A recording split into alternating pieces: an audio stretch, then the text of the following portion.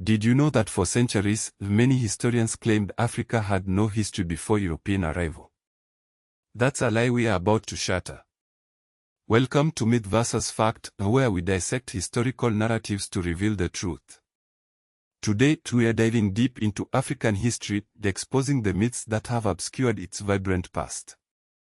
For too long, the narrative surrounding Africa has been shaped by racist ideologies and colonial agendas designed to justify exploitation and oppression. One of the most insidious of this was the Hamitic Hypothesis. Popular in the late 19th and early 20th centuries, this theory posited that any significant advancements in Africa, from the pyramids of Egypt to the impressive structures of Great Zimbabwe, were the result of light-skinned invaders from North Africa or even the Caucasus. The implication was clear: sub-Saharan Africans were incapable of creating civilization on their own. The Hamitic Hypothesis conveniently ignored the complex societies and sophisticated civilizations that flourished across the continent for centuries. But how could such a blatant distortion of history take hold? It served a purpose. By denying Africans their own history, colonial powers could more easily justify their presence and exploitation of the continent's resources. After all, if Africans had no history of their own, they were seen as needing guidance and civilization from Europe. This narrative was pervasive, influencing textbooks, academic research, and popular culture. It shaped the way generations understood Africa and its place in the world. But the truth is far more complex and compelling. For centuries, African societies have preserved their history through oral traditions, passed down from generation to generation by griots and other storytellers. These oral accounts contain detailed records of dynasties, wars, migrations, and cultural practices. But for a long time, these traditions were dismissed by European historians as unreliable and unscientific. That began to change in 1961 with the publication of Jan van Sine's groundbreaking book, Oral Tradition. Van Sine, a Belgian historian, demonstrated the reliability and value of oral sources for reconstructing African history. His work revolutionized the field and paved the way for a more nuanced and accurate understanding of Africa's past. Van Sine's work helped to validate the rich tapestry of African history that had been ignored or dismissed for so long. This opened the door for historians to reconstruct pre-colonial African narratives, shedding light on the achievements and innovations of African societies. The dismissal of African capabilities wasn't limited to ancient history. Even statistical data was manipulated to support racist ideologies. In the 1840 U.S. Census, the physician-statistician Edward Jarvis analyzed data that claimed higher rates of mental illness among freed Northern blacks compared to enslaved Southern blacks. This flawed analysis was seized upon by pro-slavery advocates to argue that slavery was actually beneficial to enslaved people. Jarvis himself later admitted the flaws in his analysis in 1844, but the damage was done. The lie had been spread, and it continued to be used to justify the institution of slavery. The transatlantic slave trade, which spanned from the 16th to the 19th centuries, was a brutal and dehumanizing system that forcibly displaced millions of Africans. Europeans purchased slaves from African intermediaries and resold them into perpetual chattel slavery in the Americas. This system was fundamentally different from forms of slavery that existed in Africa at the time. In many pre-colonial African societies, prisoners of war might be enslaved, but their status was often temporary. They could gain freedom, integrate into the community, or be ransomed back to their families. This was in stark contrast to the lifelong, hereditary enslavement imposed by Europeans in the New World. The myth of Africa's lack of history also ignores the existence of powerful and sophisticated empires that flourished long before. European contact. The Mali Empire, which reached its peak under Mansa Musa in the 14th century, was a center of trade, learning, and culture. Great Zimbabwe, with its impressive stone structures, was a testament to the ingenuity and engineering skills of its builders. And the Kingdom of Aksum, in present-day Ethiopia and Eritrea, was a major trading power with its own written language and coinage.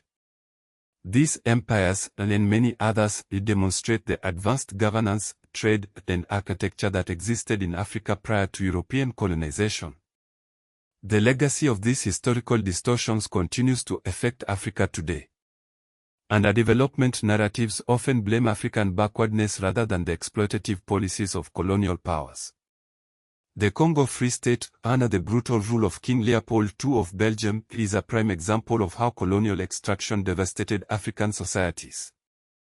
It is estimated that 10 million people died as a result of Leopold's policies.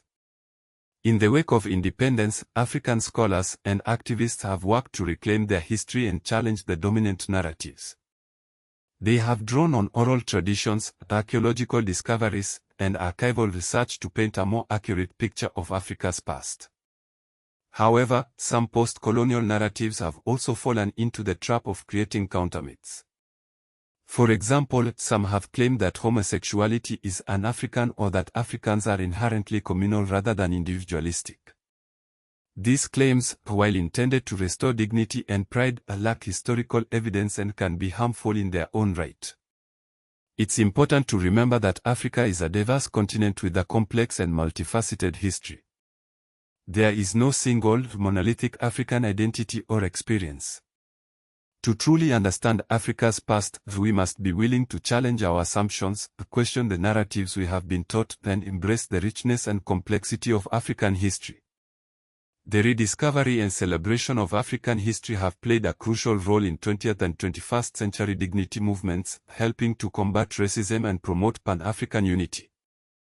However, it is equally important to acknowledge the complexities and contradictions within African history, including the role of Africans in the slave trade. Pre-colonial forms of slavery existed in Africa, but they were often different from the chattel slavery imposed by Europeans. Africans participated in the transatlantic slave trade, often under duress from European firearms and economic incentives. These are difficult truths to confront, but they are essential for a complete and honest understanding of the past. In some cases, Afrocentric narratives have overcorrected, claiming that Africans originated all civilizations or that ancient Greece was derived from Egypt. While these claims are intended to counter racism, they lack historical evidence and can be seen as denigrating other cultures. The key controversy surrounding African history is the long-held belief that Africa had no history versus the overwhelming evidence of advanced civilizations and complex societies. This controversy was fueled by colonial biases and a dismissal of oral traditions as unreliable sources. The suppression of oral traditions continued until Vansina's groundbreaking work in 1961, which challenged the dominant Eurocentric narrative. In education, countries like South Africa and Nigeria are incorporating Vansina-inspired oral histories into their curricula, challenging colonial textbooks that ignored significant events such as the Zulu Mfikeng Wars. Modern activism, including YouTube documentaries, amplifies Africa as paradise narratives to combat racism, influencing Pan-African movements and demands for reparations. However, it is important to avoid romanticizing the past and to acknowledge the challenges facing Africa today. The legacies of the slave trade continue to fuel contemporary human trafficking in West Africa, with thousands of detections annually. Understanding the historical context of these issues is crucial for addressing them effectively. The truth about African history is not always easy to uncover. It requires critical thinking, a willingness to challenge assumptions, and a commitment to seeking out diverse perspectives. But the effort is worth it. By understanding the true history of Africa, we can dismantle the racist myths that have been used to justify oppression and build a more just and equitable world. As we move forward, let us remember the words of the great African writer Chinua Achebe, "Until the lions have their own historians, the history of the hunt will always glorify the hunter." It's time for the lions to tell their story.